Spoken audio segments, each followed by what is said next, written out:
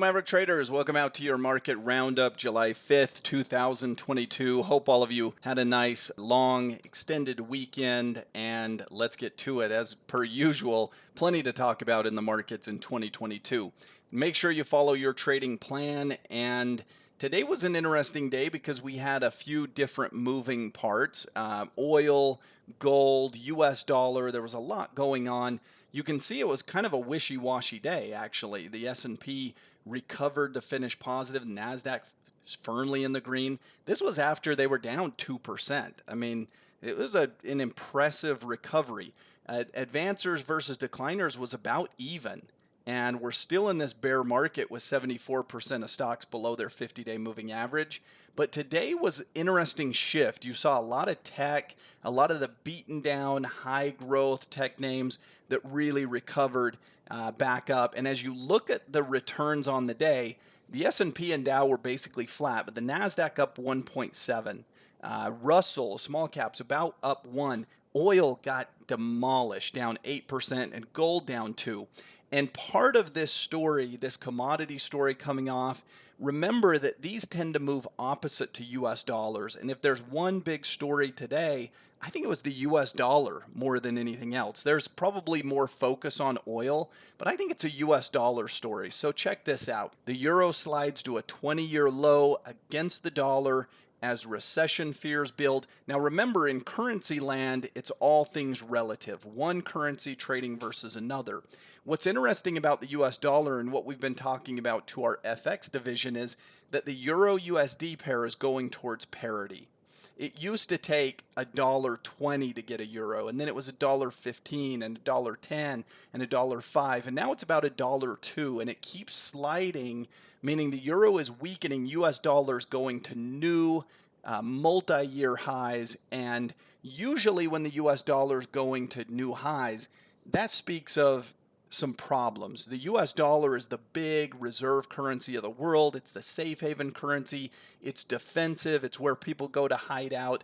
And the European area is really struggling. They've got an energy crisis. They just don't have enough energy. And they've got economic conditions. They got a multitude of problems.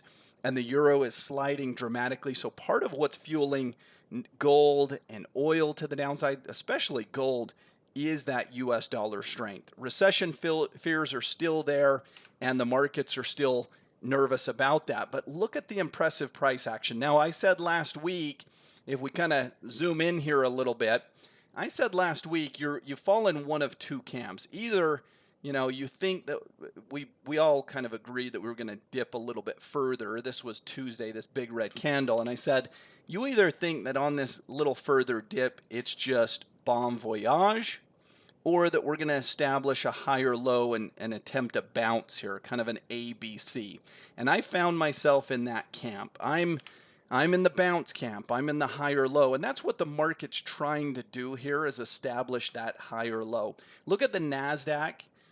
Has established a higher low, has pivoted to the upside, has actually reversed bullish right at the 20 period, and looks like we should go higher, right? This is a continuation candle, good bullish candle, finished on the highs. Now, it won't go up every moment, right? We're going to still back up. We'll probably overlap a little bit, see some period of weakness intraday tomorrow. But I think the next few days will be heading up towards 300 or so on the NASDAQ. We're attempting what I thought we would attempt, which is that higher low, try to establish a bottom. So the NASDAQ actually still looks pretty good. I mean, that Google going through a stock split, Amazon, some of these big cap tech, Microsoft, Apple, you could probably kind of go in there. If you wanted to go to more of the beaten down names, you could even think about something like Meta, which has been left for dead. Now, if we look on the bearish side, a lot of red in defense, a lot of red in utilities, a lot of red in energy especially. And when oil's down 8% on the day, not a surprise that energy really got hit. So why did energy take such a hit? Well, part of that, at least a piece, was this. Oil could hit 60 before year end. This was a Citi analyst that came out. And remember, this is kind of how news flow works. Oil had just ramped recently in the past couple of months, and people lost their minds bullishly. And they said, oh, oil, you got to get in before it's too late. Don't miss out. And that's what greed is, right? The fear of missing out. And now look at it. Oil's come off dramatically. We're back down in the 90s. I kind of thought, I talked about, I thought oil was going to have this little dump to the downside. And now all the analysts come out the other way, and you start to hear the pessimistic news.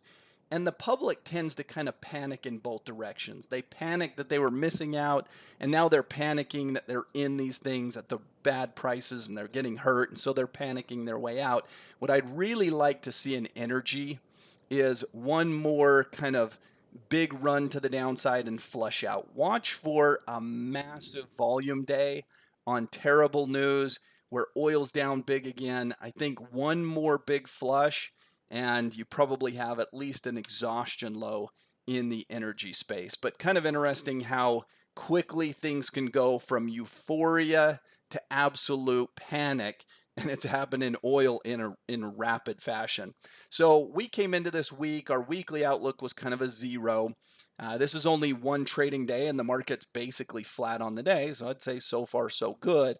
But I think we are going to be a little bit higher by the weekend. I suspect that that's at least what we're trying. Maybe it'll fail, but I think that's what we're trying is this kind of ABC corrective pattern, and then we'll see where we go from there. Few different bullish and bearish candidates here to take a look at. So let's start with Moderna. Moderna looks kind of interesting as a bearish to bullish reversal. Just look at the series of lower highs. Then these highs kind of flatten out. Little double bottom, you could call it, and this would be the neckline and the breakout. So it's a full kind of trend reversal, the whole aspect of it. Bottoming out process. Now we're making higher highs. We've already established higher lows. These moving averages are going to start to curl up underneath and cross over. All the makings of a bearish to bullish reversal. Biotech's had a rough time, but there's money flowing into this segment of the market. And I think in the coming weeks ahead, it should be higher. Again, the exact path I can't predict, but I suspect we're going to keep kind of establishing higher highs and higher lows. Alibaba, we've talked about a few different times, and last week I said if you get a pullback, we really need a pullback from this high, but you could have a little cup and handle. And it's playing out. I think we're going up through that and we'll get a little shot. I would take a quick profit. I think you could spike, and as you break that resistance, get a quick little 1 or 2 day move to the upside. I'm not sure it has lasting power to just keep going and going and going. This is a trade. It's a setup. The pullback was a good one as an entry point. I think as you surge through, you take a quick profit and kind of trade that one a little bit more actively. Johnson & Johnson, this is more in the slow-moving healthcare space, so not biotech, but more pharma and consumer staple type of name, but establishing higher highs and higher lows, kind of the characteristics we like to see. And I still suspect that the general path should be to the upside. It's also going through a spinoff, and sometimes stock spinoffs are interesting because they're historically a little bit more bullish price action. Now, onto the bearish side. So Nike had a really good day today, and I think we're early to kind of say get short already, but I don't think there's much more bounce in this, would be my guess, that this will fade out within the next day or two. And I think we're going to go through 100. We use that psychological level. There are numbers that stand out, right? A lot of orders pile up at 100. You get your bounce. And I think the market's going to go challenge and trigger some stop losses and freak some people out below 100. That's the risk to reward I think that I would like to play on this. So probably needs a day or two, probably needs a little time, but another bearish entry point. Last week we said if you want to be aggressive on the downside, Nvidia looks poised, and it's done nothing really but fall. Now today we reversed, and I'm going to put this very similar. I think we have to wait a couple of days, but I only expect a mild bounce and then some follow-on selling. In the semiconductor space, this group, they're vastly underperforming. And even on a day like today where the NASDAQ reversed and the NASDAQ's making higher highs and higher lows, and it just established a higher low like we talked about. I guess not higher highs, but higher lows. Nvidia's not doing that. So clearly relative weakness compared to the group, the sector, not at a higher low. All those characteristics. And then I talked about the US dollar strength. Well, the US dollar and gold often have that inverse relationship. So as USD is doing this, no surprise that gold is doing that. And here's Newmont Mining.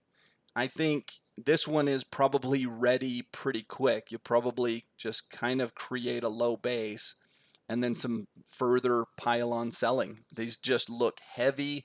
And when these things break momentum, there were a lot of people that thought that gold and silver were going to be the next big opportunity and the next big trade, and it's just not happening. And the more that happens, the more violent it can get to the downside. So I think you can trade. I mean, you could trade GLD, you could trade SLV, which tracks silver prices, or you can go to NEM, GOLD, some of these mining companies. And this is NEM, Newmont Mining. And I think this one should just continue to work its way lower. So there's a little more room for a bounce in the markets. This is the same comment that I had last week. We should make a higher low. Well, that's what's happening right now. Tomorrow we get FOMC minutes. This is where they tell us what was discussed at the last Fed meeting and kind of a little bit of guidance as to what's going to happen in the future. We get payrolls on Friday, and because the Fed has two major mandates, price stability, well, they've lost that. Inflation's kind of out of control. And unemployment, well, they got the unemployment down, right? That's in good shape. Will there be any negative shocks and negative surprises? If unemployment were to really turn, then they'd be less aggressive and less accommodative. It could actually be good for the markets in a kind of weird backwards way. Earnings, there's not really anything reporting this week. Earnings kick off next week. So some things that are interesting. I think oil probably is going to stay heavy with this dollar strength, but you might get that kind of final violent plunge to the downside, which could be interesting to dip your toe in after that, to play it for stabilization. But right now, the commodity space is weak, especially gold, silver, precious metals. I think that's the weakest area and the most obvious trade to the downside. So have a great rest of your week. And as always, trade well. We'll see you next time.